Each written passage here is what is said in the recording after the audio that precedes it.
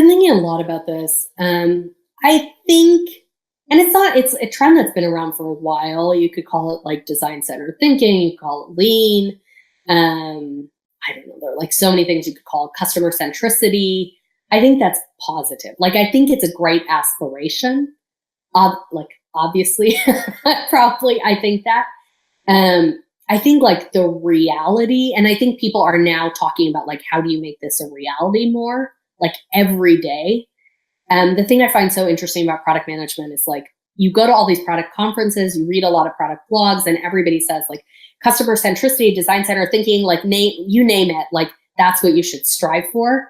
And then you like somehow like are in the reality of organizations, and it's not quite like the gap between the aspiration and the reality is like wide. I think the positive trend is I think the gap is closing, and I think people are being more purposeful in thinking about like, what are we incentivizing within organizations that is preventing people from getting to like full sort of customer centricity, and how do we do that practically, because they're also practical notions. I think that's a positive trend.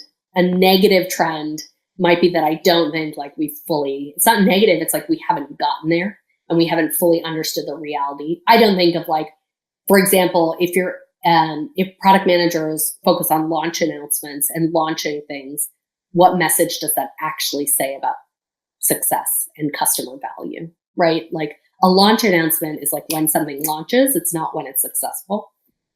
So that gap, I think, is still quite huge. And I think we haven't thought about it as like organizations. We think a lot about PM practice individually, but not significantly as like organization or like process or structure.